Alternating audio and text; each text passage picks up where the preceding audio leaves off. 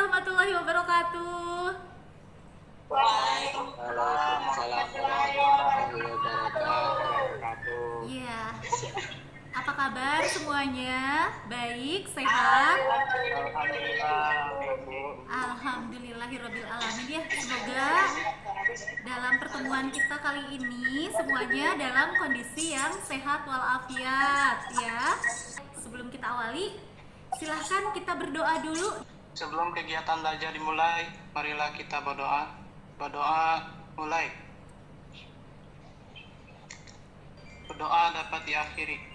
Tujuan dari pembelajaran kita kali ini ya, yang pertama adalah nanti kalian dapat mengidentifikasi jenis informasi berupa isu, pengetahuan, contoh peristiwa, berita, fakta atau opini dari berbagai sumber sehingga dapat dijadikan sebagai bahan dalam merancang teks editorial. Kemudian kalian juga akan memanfaatkan ragam informasi tersebut ya di dalam teks editorial yang kalian tulis. Kemudian nanti kalian akan merancang jenis informasi yang akan dikembangkan pada bagian rumpang dalam teks editorial yang dibaca. Ya, sebelumnya Ibu ingin mengetahui dulu kemampuan kalian mengenai merancang teks editorial.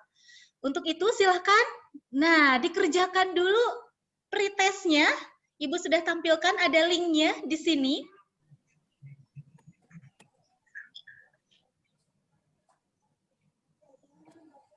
Selesai? Sudah, Bu. Ya, sambil Sudah, Bu. tunggu yang lain, Ibu cek dulu kehadiran kalian. Di sini sudah ada 20 orang, termasuk Ibu dan Bu Deli, berarti sudah ada 19 orang yang hadir ya. Dan sudah mengumpulkan yang sudah selesai. Oke, sudah semuanya selesai sepertinya. Tekan dulu suasana, Ibu punya tebak-tebakan dulu buat kalian. Supaya lebih fresh lagi, lebih fokus lagi. Silahkan ditebak gambar apa ini. Tokohnya diganti dengan huruf R, jadi apa? Sadar. Sadar ketampanan wajah. Ada ketampanan? Wajah, Bu. Dava, ini ada suara Dava ya? Riki, Bu. Riki, Bu. Riki, kadar ketampanan wajah yang berikut. Ketika beribadah. Ketika beribadah. Coba kita lihat ada jawaban kalian. Kadar ketampanan wajah otomatis naik ketika beribadah. Kadar ketampanan wajah otomatis naik Kadar ketika ketampanan wajah. otomatis naik ketika beribadah. Nah,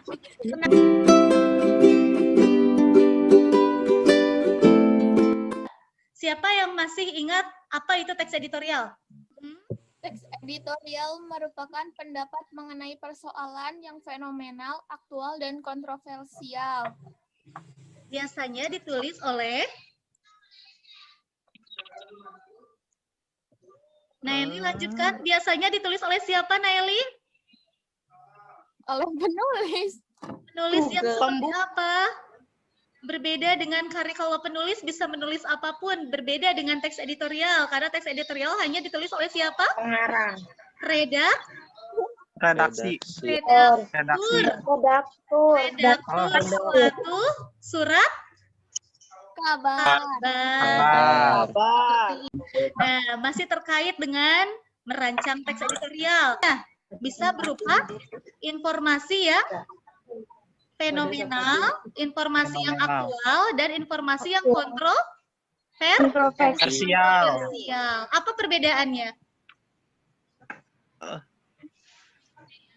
Informasi yang aktual itu yang bagaimana? Informasi yang aktual itu adalah informasi yang terjadi pada saat itu. Iya, betul. Aktual ya. Belum lama gitu kan. Kemudian kalau yang fenomenal yang bagaimana? Fenomenal itu yang luar biasa.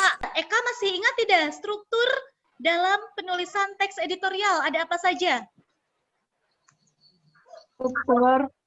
Strukturnya.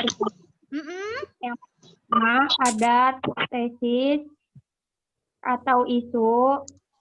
Terus? Yang kedua argumentasi. Terus? ada penegasan ulang. Penegasan ulang, betul. Nah, kalau seperti itu, langkah-langkah menulisnya juga kemarin sudah kita bahas bersama, ya kan? Sekarang kita tinggal lanjut kepada ini dia. LKPD. Ya sudah. Kita lanjutkan kepada mengerjakan soal dalam LKPD. Silahkan diakses LKPD-nya, kemudian dikerjakan soal-soalnya. Ada yang sudah selesai? Sudah selesai? Mau mempresentasikan hasil menulisnya untuk melengkapi paragraf rumpang ini? Paragraf rumpang pertama, silakan. Sudah. Sudah, boleh dibacakan saja kalau tidak bisa ditampilkan. Atau boleh share screen kalau sudah ada. Ada beberapa permasalahan yang dihadapi oleh siswa ketika pembelajaran daring, yaitu fasilitas yang dimiliki oleh siswa. Akses internet yang kurang memadai, bahkan tidak semua siswa memiliki handphone. Hal ini juga bisa menyebabkan perselisihan antara anak dan orang tuanya. Yang berikutnya, silahkan untuk melengkapi bagian rumpang selanjutnya. Dengan adanya keputusan tersebut, tentunya membuat masa kegiatan BDR sekolah-sekolah yang berada di zona kuning, oranye, dan merah semakin lama. Padahal kegiatan BDR dalam waktu beberapa bulan saja sudah menuai banyak kontroversi, keluhan, dan respon negatif. Yang berikutnya untuk paragraf selanjutnya, silahkan. Riki, silahkan. Dari sudut pandang yang berbeda, peran serta orang tua peserta didik dalam pembelajaran selama pandemi COVID-19, keselarasan antara satuan pendidikan dan orang tua peserta didik tidak kalah pentingnya dalam permasalahan pembelajaran yang kita hadapi selama pandemi COVID-19. Sudah, terima kasih Riki. Bagus sekali yang disampaikan tadi. Kita simpulkan secara struktur teks editorialnya. Diawali dengan judul. Kemudian paragraf ini berupa apa? Paragrafnya yang muncul?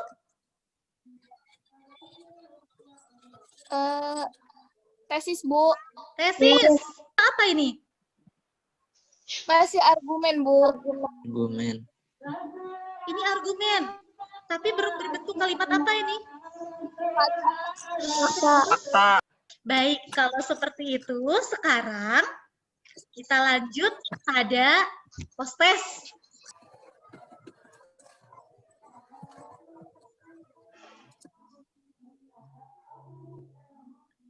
Sudah selesai?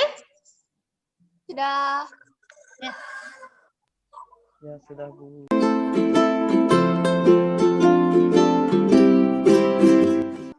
Nah, karena sudah selesai, maka Ibu ingin mengetahui dulu apa sih simpulan.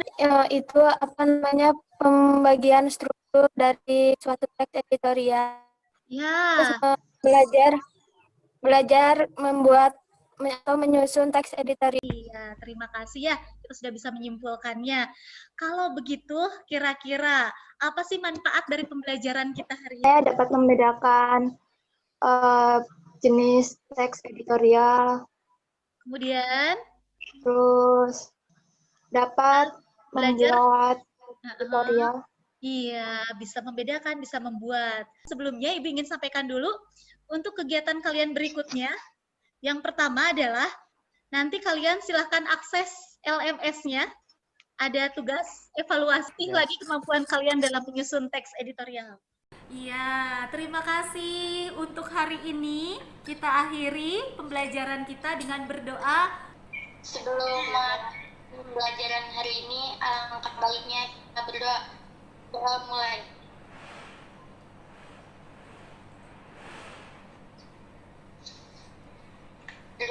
Terima kasih. Anissa, terima kasih sudah memimpin doa. Ibu mohon maaf apabila ada kesalahan. Wabillahi taufiq wal hidayah. Wassalamualaikum warahmatullahi wabarakatuh. Waalaikumsalam warahmatullahi wabarakatuh.